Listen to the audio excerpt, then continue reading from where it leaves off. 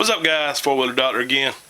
Still working on this little X3 Maverick 2018, I believe, XMR.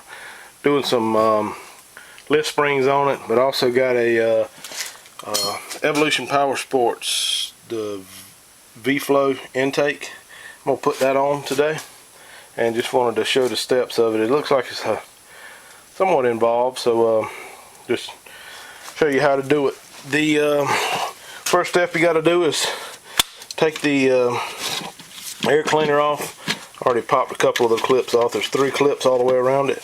Slide that off and slide the actual filter out. This one's pretty dusty. And then remove this center section here between the seats, as well as these 2 bolts right here.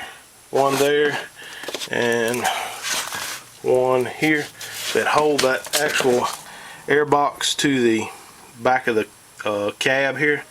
What we're trying to do is get the air box loose so we can do the modifications to it. So let me get these bolts out and also get this center cover off.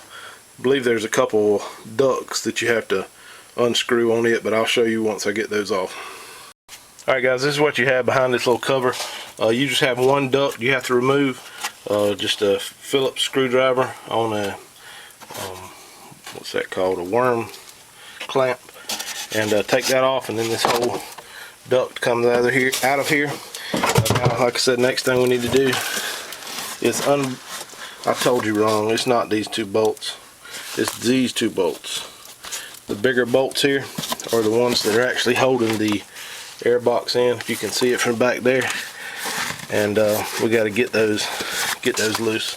Let me loosen those up, and then next item we'll have to remove this clamp here at the actual intake. So let me get the bolts off and get the clamp loose, and then I'll cut the camera back on. Alright guys, now what we got to do, see if I can lay this flashlight in here so you can see what's going on. You've got to remove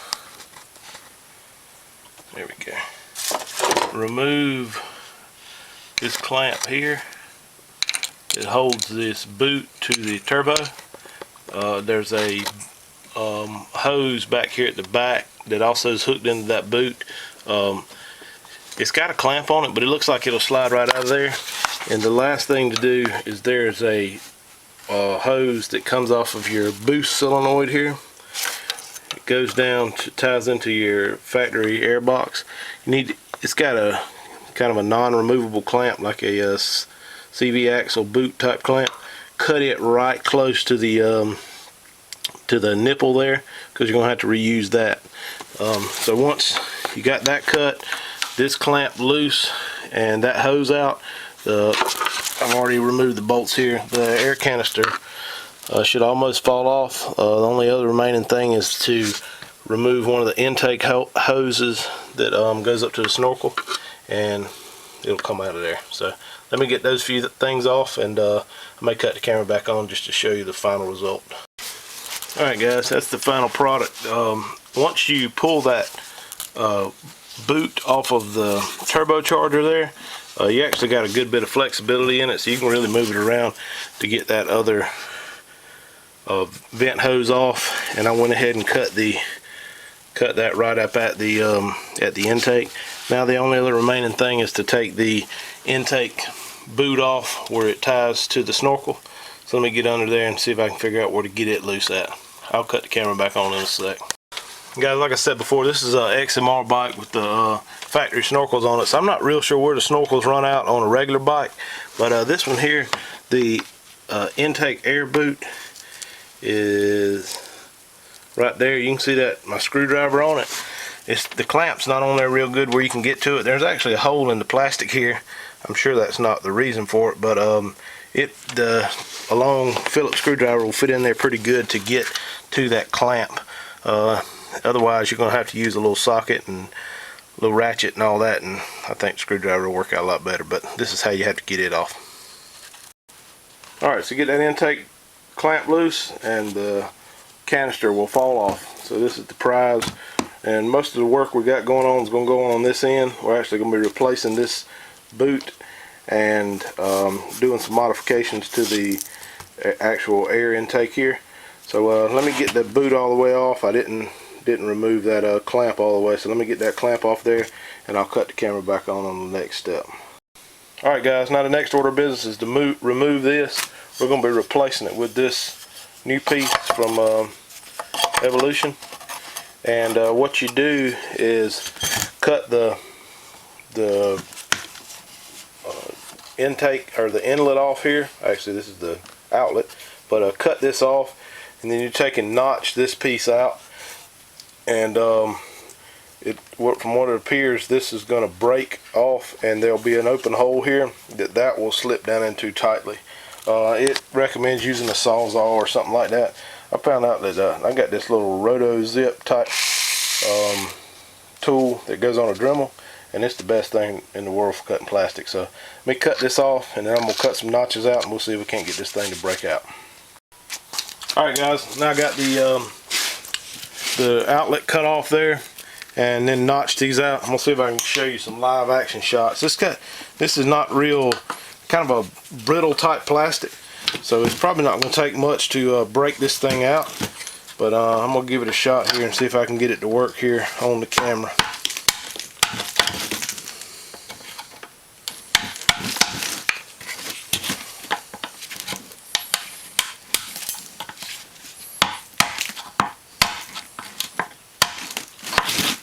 Not sure if it's glued on there or just pressed in.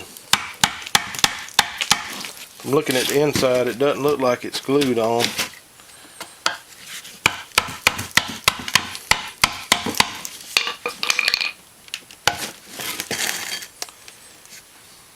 So what's going on here is there's actually an inner piece in here that the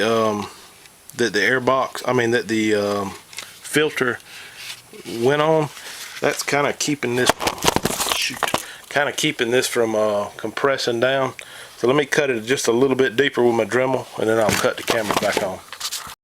Alright, let's see how that'll work. I cut it, I don't know if you can see it or not, but I actually cut all the way down into that piece that holds the filter on. And then you can just take a screwdriver, there you go, and pop that out. So that's what you're trying to get out. It looks like that thing, it might have a little bit of glue on it, but it's just kind of press fit in there. So just go around that and knock it out all the way around. There you go. That's what you're trying to get out. Then it says to take some sandpaper and knock down any rough edges, which is not too rough. And you're going to take a rubber mallet and beat this down in there. Get it past that little lip. Also, it has a foam gasket that's supposed to go around that as well. So I need to put that on. I'll cut the camera back on when I get everything cleaned up and get it ready to go back together. Alright guys, got the little foam gasket on here, and now we're ready to tap it down in here.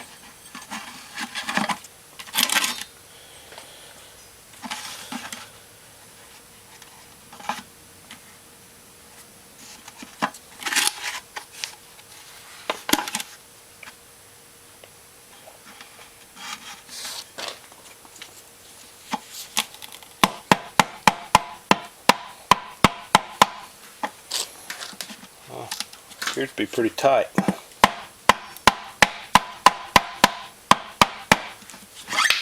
It's very tight. Might put just a little bit of lube on it and see if I can get it to slide in there easier. Alright, I got a little bit of lube on it now. See if we can get it to slide down in there a little easier.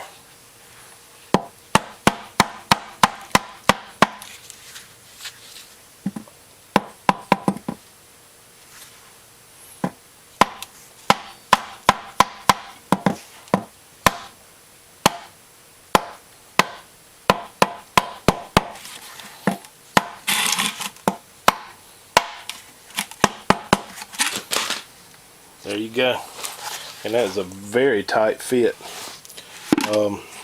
Actually, I'm going to have to rotate this thing around a little bit because I think that nipple needs to be, I think it needs to be on the bottom. Let me go look at it real quick and see.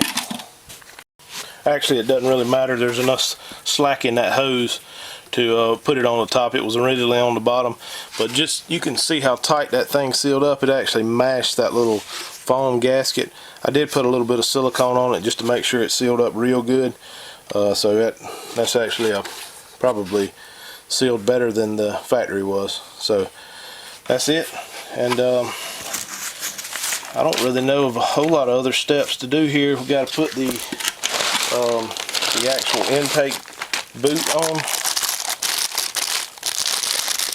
or tube, I guess you would call this. And it's got a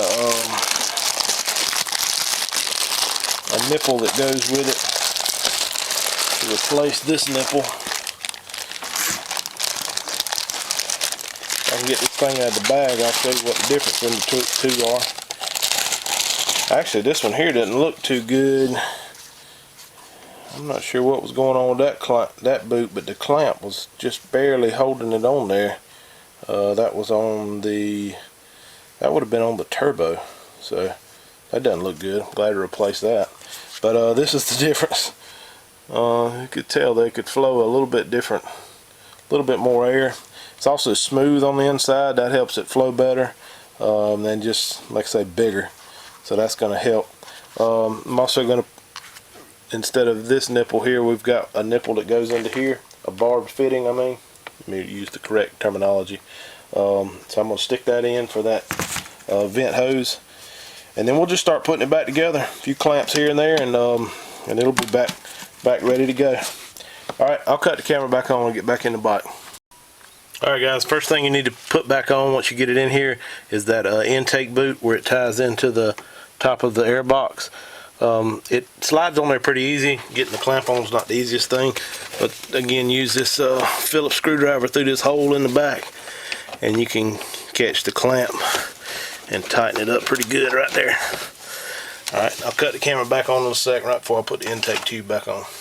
Guys, this bike has the aftermarket intake tubes already on it. Cut the, I guess that'd be the pressure side coming off the turbo. I think this vent line has been changed. Not sure if this is factory or not, but you actually can pull it out to get out here where you can actually work with it. So I got it on the intake, new intake boot. I'm gonna shove it back up in there and should be able to get both ends on now a little easier than trying to have to wrestle around and get that on after you put the ends on and all that. You really don't have a whole lot of room to work in here, so it's kind of tight, but it'll go back together. I'll cut the camera back on when I get it jammed in. Alright guys, I got it all back together. I'll tell you, I had a time with that top bolt on that air box. I don't know why in the world it wouldn't line up in there. And then that little clamp on that little blow off or wastegate solenoid tube, that thing was tough to get on there too. My clamp tool won't fit on it, and I end up having to use a pair of dikes to get it, and it's tough to get in there to get to. But everything else went together good. Got all the clamps tight. I just got to put this canister back on here on the bottom, and that'll be done. Alright, well y'all check out my other videos. I'm gonna probably do a little quick video here in a little bit on these door openers for these X3s. It won't take long to do that one. I'm gonna probably knock them out here in just a little bit. So y'all check out my videos. I got a bunch of them on there. This guy does a lot of work to it. So alright, subscribe, hit the like button. Appreciate it.